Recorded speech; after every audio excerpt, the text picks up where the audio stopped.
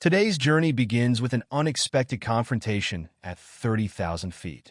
19-year-old Naomi Carter never imagined that her routine flight would end with her ID being shredded in front of dozens of stunned onlookers. As the daughter of Carter Aviation's founder, she had always kept her family ties private, preferring to navigate life on her own terms. Standing at the check-in counter that morning, Naomi's heart raced as she watched flight attendant Lillian Moore scrutinize her driver's license with growing suspicion. The fluorescent lights cast harsh shadows across Lillian's face as she declared the ID fake, her fingers already gripping the edges of the card. In a split second that felt like an eternity, the sound of tearing plastic echoed through the terminal, and Naomi's world turned upside down. What happened next would not only challenge Naomi's composure, but spark a chain of events that would transform an entire airline's culture.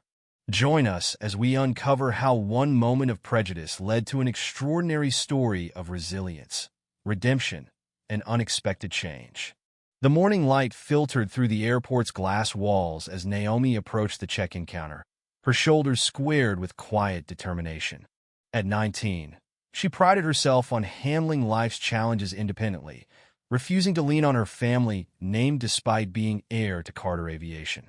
Her warm caramel skin glowed against her crisp white blouse as she extended her ID with practiced politeness, trying to ignore the flutter of anxiety in her stomach. "Flight 918 to Los Angeles, please," she said, maintaining eye contact with the attendant, Lillian Moore. Lillian's pristine uniform and tightly wound bun seemed to mirror her rigid demeanor. Naomi had grown accustomed to the subtle shifts in people's expressions when they realized who she might be, but something about Lillian's scrutiny felt different, more intense.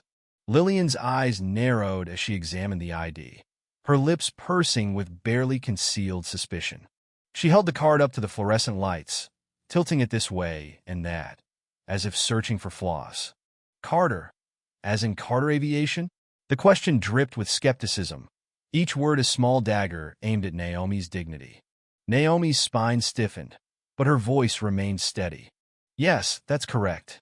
She had faced subtle prejudices before, the sideways glances, the whispered doubts.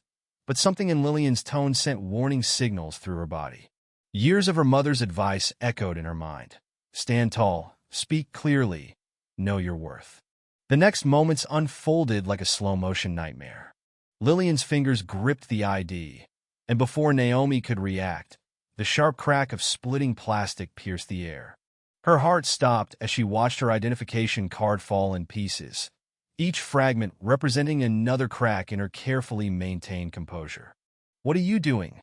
Naomi's voice trembled, not with fear, but with mounting indignation. The crowd gathering behind her shifted uncomfortably, their whispers creating a backdrop of judgment. Some pulled out phones, sensing the gravity of the moment, while others averted their eyes, unwilling to witness the unfolding drama. Mr. Benson, the assistant manager, appeared like a lifeline in the growing chaos. His presence carried the weight of authority as he assessed the situation, his eyes widening as he verified Naomi's identity in the system. The truth emerged like sunrise after a storm. Naomi was indeed who she claimed to be. The realization hit Lillian like a physical blow, her face draining of color as she comprehended her grievous error. In the private lounge afterward, Naomi sat alone, her hands shaking as she texted her best friend, Julia.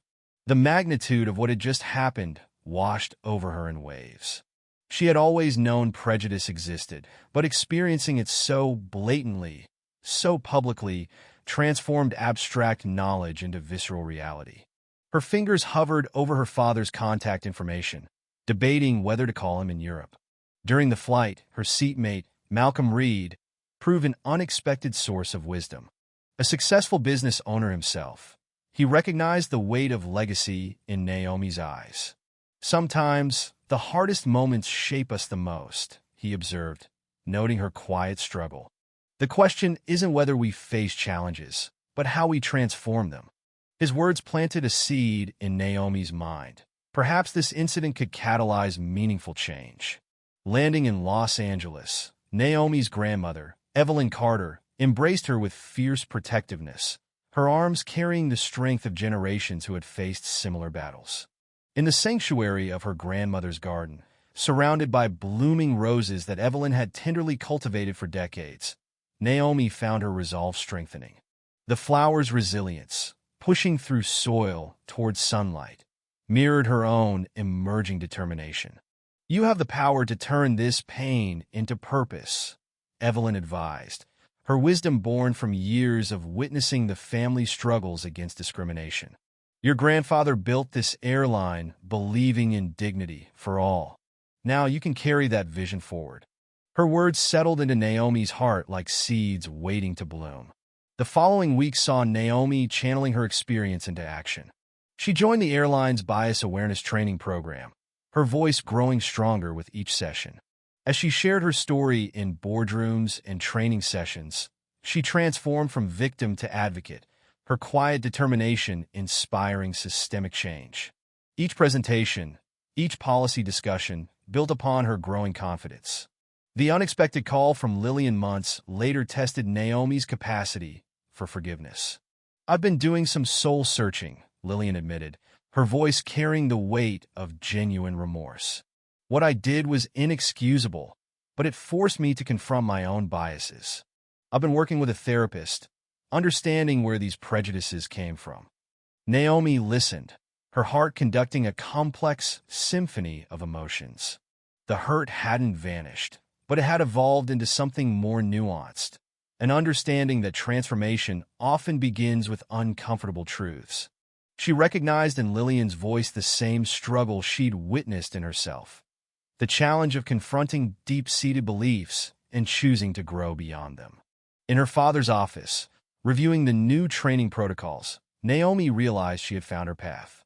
The mahogany desk that had once seemed to represent an intimidating legacy now felt like a platform for change. "Sometimes leadership means facing the hardest conversations," James Carter observed, pride evident in his eyes. "You're showing us all how to do that with grace." The training program expanded beyond initial expectations. Naomi incorporated real experiences, role-playing scenarios, and deep discussions about unconscious bias.